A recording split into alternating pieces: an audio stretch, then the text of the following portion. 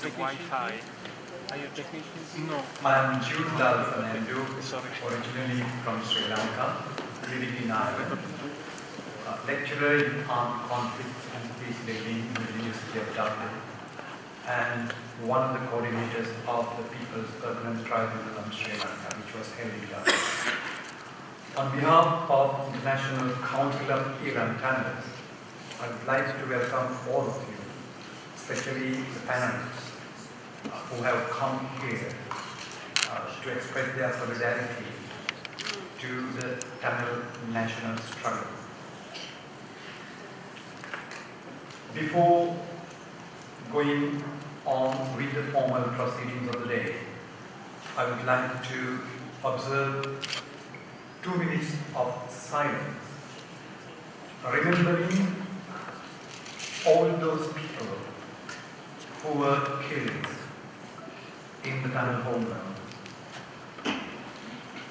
particularly the freedom fighters, Maviratars, the people who voluntarily decided to stay in the homeland, in the Tamil state,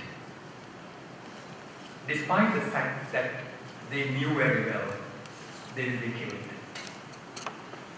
So we are remembering of people, not in abstract terms, but in concrete terms.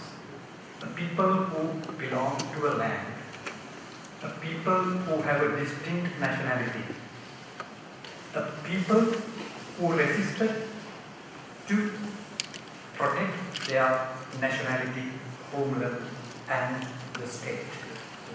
So I would request you to stand up and remember these people as a people who belong to a particular land, a nation, and a state.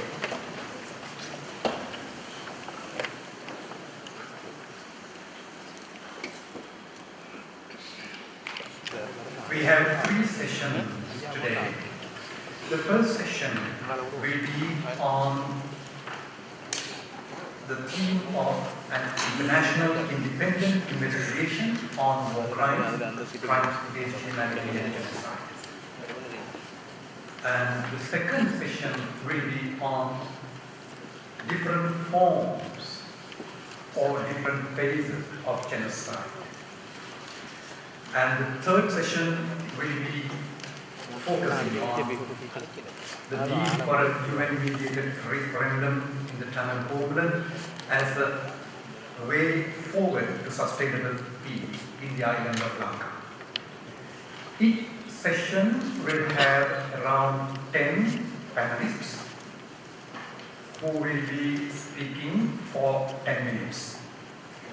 And these panelists are parliamentarians, representatives from different political parties, academics, lawyers, human rights activists.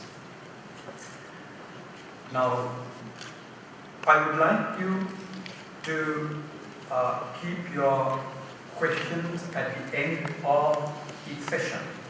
We will have 10 to 15 minutes of time for questions and answers. So after each session, we will have a break, and then we will proceed with the second session. Introducing the first session on an international independent investigation on war crimes, crimes against humanity and genocide, let me very briefly comment on the theme. Thousands of Tamil people were killed in the Tamil homeland, not because that there was lack of information from the part of the international community, but because there was a lack of political will. Every UN officer in Colombo knew the ground reality. So did every diplomat in Colombo, particularly the Western diplomats and Indian ones. What happened was, there was a deliberate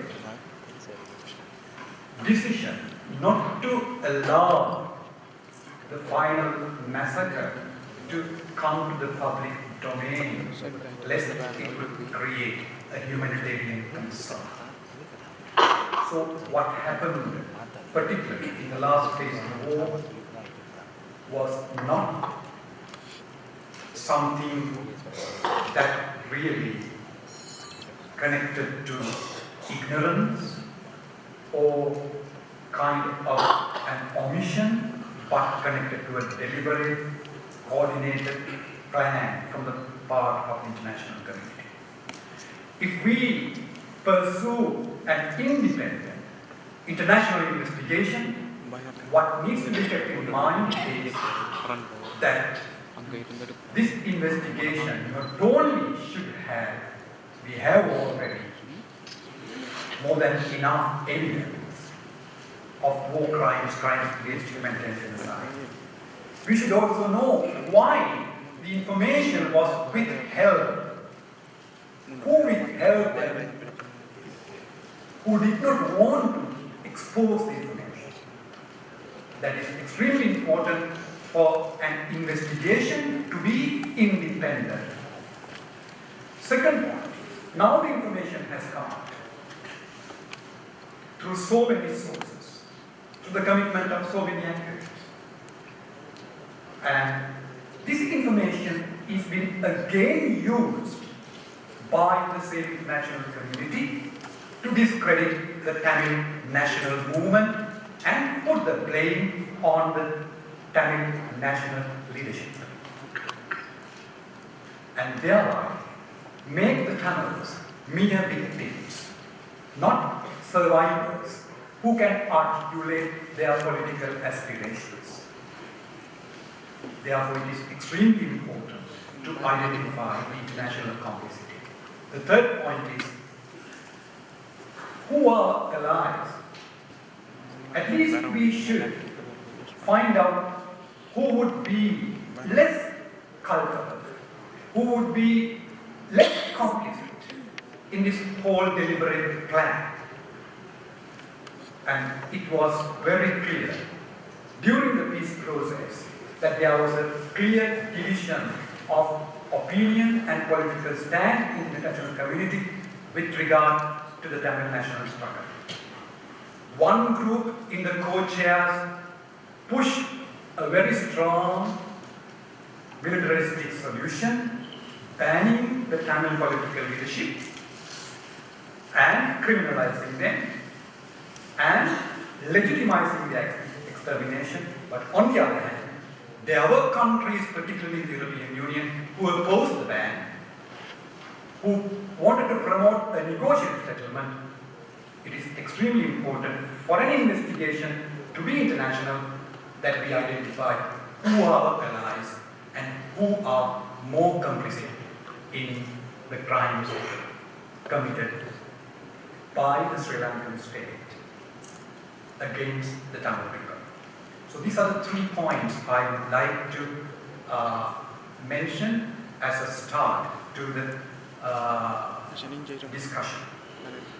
Let me first of all introduce our first speaker, Mr. Rajesh Sundaram from News Nation Television.